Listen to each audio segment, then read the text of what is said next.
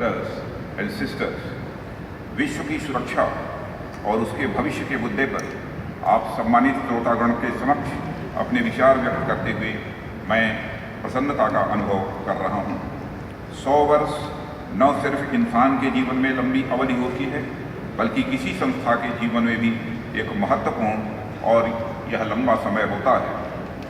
100 वर्ष का अस्तित्व किसी संगठन के लिए मील के पत्थर के समान है। इंटरपोल इस नवंबर में अपना शताब्दी महोत्सव मना रहा है। मैं इस अवसर पर आप सबको बधाई देता हूं और कामना करता हूं कि वह पूरे विश्व में international cooperation and capacity building in law enforcement agency को बढ़ाने के उद्देश्य को पूरा करने में और अधिक योगदान दे सके। इस स्मरणीय दिवस पर contemporary criminal threats and new challenges to police cooperation जैसे प्रासंगिक विषय पर आपसे विचार विमर्श करना मेरे लिए सौभाग्य की बात है। भारतीय दर्शन के अनुसार वसुधैव कुटुंबकम, the whole world is a family का पालन करते हुए संपूर्ण विश्व एक परिवार स्वरूप है। अतः भारत अपनी सुरक्षा के साथ ही संपूर्ण विश्व को सुरक्षित देखना चाहता है। इन सुखद क्षणों में हमें यह नहीं भूलना चाहिए कि एक सदी पूर्व जब इंटरपोल के विचार की संकल्पना की गई थी, उसकी तुलना में आज लॉ इन्फोर्समेंट की चुनौतियां कई गुना बढ़ गई हैं।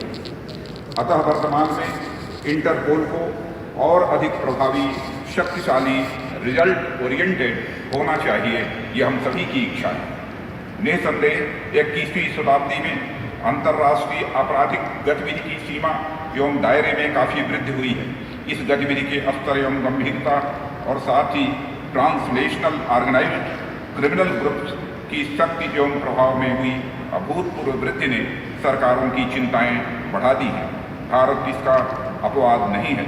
मैं इस चर्चा में महान भारतीय संत एवं विचारक स्वामी विवेकानंद के विचारों को उद्धृत करना चाहूँगा।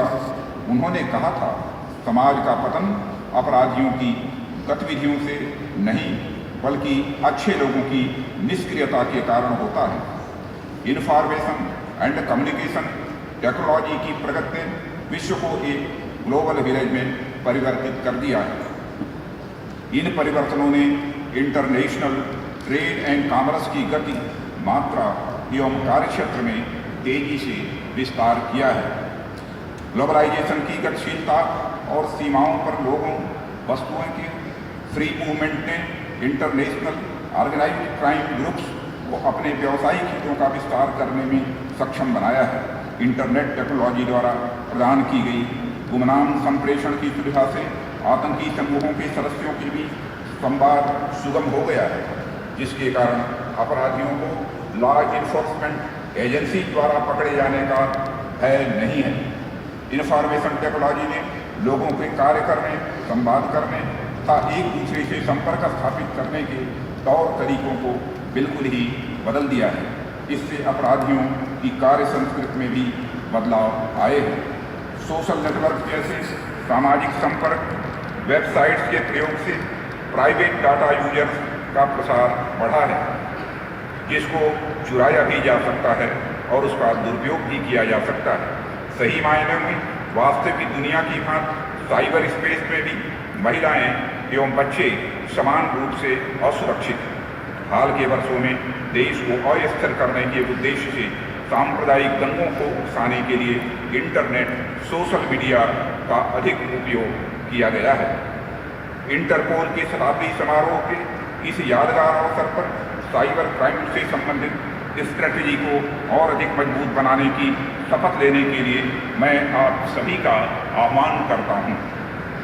पूर्व की तुलना में अब आपराधिक संगठन एक दूसरे को विरोधी मानने के बजाय आपस में सूचना, सेवाओं और संसाधनों को साझा कर रहे हैं।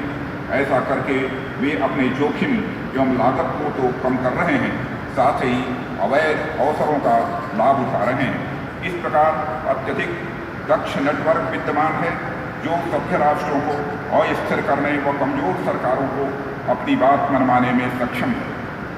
विश्व में कुछ प्रलयकारी परिवर्तन भी हुए हैं। क्योंकि टॉक्सिक आइडियोलॉजी से प्रेरित घातक गैर राज्य शक्तियाँ स्वयं को राज्य में परिवर्तित कर रही हैं। नई चुनौतियों का सामना करने के लिए हमें पुलिस एंड जुडिशियल सिस्टम और उनकी क्षमताओं का लगातार विकास करना होगा।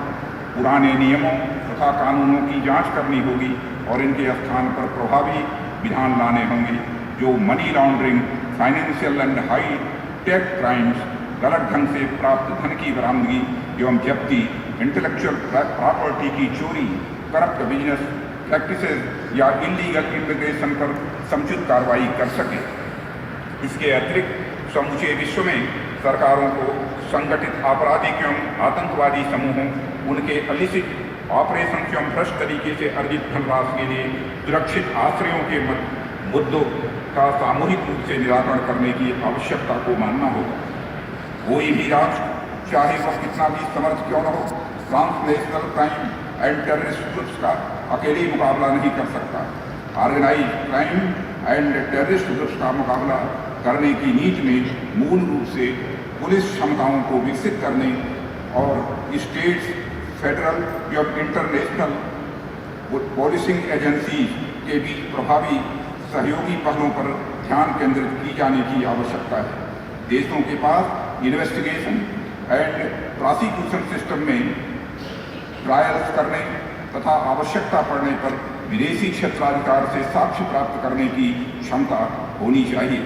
न्यूयॉर्क में 9/11 के आतंकी हमलों के बाद आतंकवादी समूहों के प्रति विकसित राष्ट्रों का दृष्टिकोण बिल्कुल बदल गया है और वे उस खतरे के प्रति सचेत हो गए हैं जिससे भारत 80 के दशक के प्रारंभिक वर्षों से जूझ रहा था। भारत का मानना है कि आज भी अत्यधिक सतर्कता एवं कठोर प्रावधानों की आवश्यकता है ताकि ऑफशोर ज्यूरिडिक्शन को और अधिक पारदर्शी बनाया जा सके। इसके अलावा भ्रष्टाचार और आतंकवादी संबंधी मामलों में बैंकिंग संबंधी गोपनीयता एवं कारपोरेट आवरण को उठाने से अपराधियों के विरुद्ध कार्रवाई करने में काफी सहायता मिलेगी।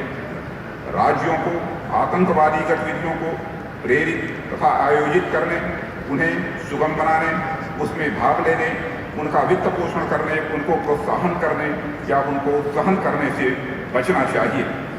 भारत के माननीय प्रधानमंत्री श्री नरेंद्र मोदी ने हाल में ब्रिक्स के शिखर सम्मेलन में जोरदार ढंग से कहा कि हमें देशों पर इस बात के लिए सामूहिक दबाव डालना चाहिए कि वे आतंकवादियों को आश्रय व सहायता प्रदान करना बंद करें। एक्स्ट्राडिशन एक जटिल प्रक्रिया है जिसमें समय लगता है। भगोड़ों को न्यायालय के समक्ष लाने में ऐसे अत्यधिक विलंब का प्रतिकूल प्रभाव पड़ सकता है।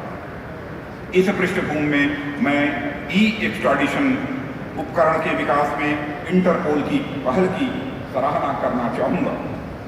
राष्ट्रीय केंद्रीय ब्यूरो के नेटवर्क का योजनाबद्ध ढंग से उपयोग करने में इंटरपोल की पहल अवॉइडेबल डिलेज को रोकने के लिए एक बहुत ही अनूठा उपाय है। इसी प्रकार म्यूचुअल लीगल असिस्टेंस ट्रीटी के माध्यम से विदेश स्थित साक्ष्य को प्राप्त करने की प्रक्रिया को कम अवरोध वाला एवं तेज बनाया जाना होगा। वर्तमान प्रणाली 20वीं सदी के लिए बनाई गई थी और इसे कई क्षेत्राधिकारों में सूचना एवं साक्ष्य के आदान प्रदान की जटिल प्रक्रिया से निपटने में कठिनाई होती है। United Nations office on drugs and crime द्वारा विकसित online mutual legal assistance request writer का प्रयोग कर इस विलंब को कम किया जा सकता है। इसलिए आज के अवसर पर इससे ज़्यादा कुछ न कहते हुए मैं इंटरपोल की शक्ति, सामर्थ्य और प्रभावशीलता बढ़ाने का मैं आग्रह करता हूं और आप सभी को अपनी हार्दिक शुभकामनाएं